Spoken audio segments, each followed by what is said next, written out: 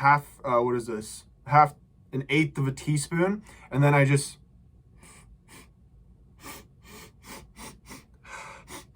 snort it right into my nose.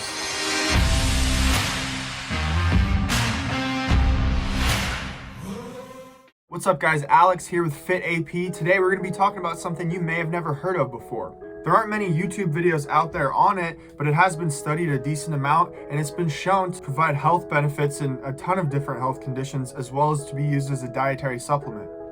So what we're talking about is black seed oil. Now, black seed oil comes from the cumin seed and it's made up mostly of thymoquinone. I don't know if I'm pronouncing that right, but black seed is actually native to Asia and the Mediterranean, and it's been used in medicine for thousands of years. More recently, black seed has been used and studied for the treatment of asthma, hay fever, diabetes, weight management, and even cancer. So I actually have asthma myself, and I just recently started taking this stuff. I have what's called exercise-induced asthma. Basically, like if I was to go on a run right now, depending on how hard I pushed it, I'm gonna get some pretty intense breathing constriction, as well as a huge amount of phlegm buildup. Like sometimes it'll last for like a whole day, just from going on like a mile run. But what I've noticed after taking this stuff, and I'll show you guys what I do. I haven't actually found any studies on doing this, but I have seen some people online in their own tests. It's usually taken orally, but what I do, I take it orally as well. But what I do is I just put a little bit in like a half an eighth of a teaspoon, and then I just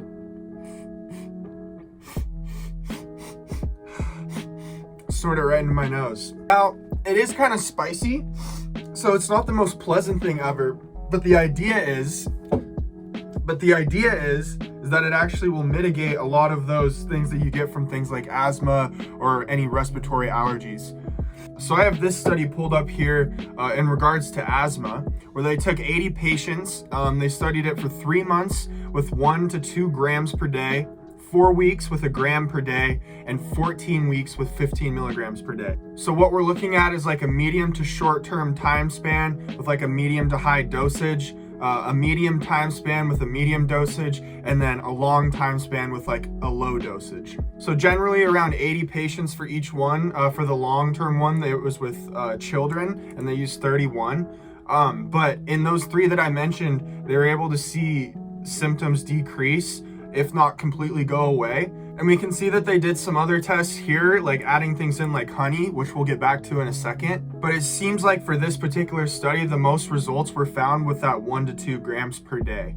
So I mentioned that the main medicinal aspect of this was coming from the thymoquinone, and that's actually seen as an antihistamine. So that brings us to our next study, which is on hay fever. So in this study, a total of 68 patients, 19 with mild symptoms, 28 with moderate symptoms, and 21 with severe symptoms. After the 6 weeks treatment course, 100% of the patients in the mild active group became symptom-free, while in moderate active group, 68%, 25% improved, and then the severe, about 60% and 25% improved. Like, that's just insane that after 6 weeks, 100% of the patients with mild symptoms saw them completely go away. So that's just a testament to how strong of an antihistamine this is. I mean, even 60% becoming completely symptom-free in like the severe side of things. This got me thinking, since it's been shown to be such a strong antihistamine, if there's been any studies done on arthritis, and sure enough, there is.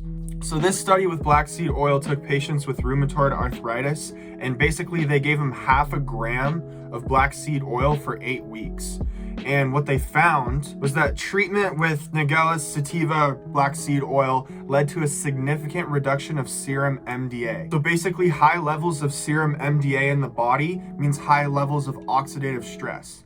It damages cells, proteins, DNA, and speeds up the aging process. Possibly diabetes, cancer, neurodegenerative diseases like Alzheimer's. So to find that black seed oil is reducing that, it's actually a pretty big deal. Now on to diabetes. So this 2017 study on diabetes is saying black seed oil lowers the HbA1c value because it increases insulin production, decreases insulin resistance, stimulates cellular activity, and decreases intestinal insulin absorption. So similar as to what we're seeing in the rheumatoid arthritis study, these guys are finding it to have antioxidant effects that can decrease oxidative stress. And they found use for it with hyperglycemic patients. So this tangents into the next thing I was gonna go over, which was hunger suppression. So hyperglycemia basically means that your blood glucose levels are too high because of an excess of sugar in the blood and a lack of insulin. So we've already seen that it's actually able to increase insulin, lower blood sugar, but why is the blood sugar so important? The higher your blood sugar is, the more likely you are to be hungry. So that's why you're seeing people talk about black seed oil being used as a hunger suppression as well. Now, it's not going to be analogous to something like apple cider vinegar, where you take that to just suppress your hunger for the moment. Everything to do with black seed oil has to do with long-term usage. Like all the studies that we've gone over have been with people taking a gram, I guess half a gram to 2 grams a day for at least a 3-week period. So those are the main things that I could find as far as black seed oil goes. Talking about asthma, an antihistamine for respiratory allergies like hay fever, arthritis, diabetes. Some studies say that there could be some cancer fighting benefits. That's only been done with rats, reducing the size of their tumors. But there does also seem to be some promising information coming out for fighting neurodegenerative diseases like Alzheimer's. There is a couple more notable things that I thought would be kind of interesting to go over. Black seed oil was found in the tomb of King Tut. And that's just a testament to how often this stuff was used in ancient times. I mean, when kings were put in tombs back then, they only chose a certain number of things to go with them, usually valuables like gold. But obviously, black seed oil was high enough on the list to make it in there as well, for King Tut at least, which is pretty interesting.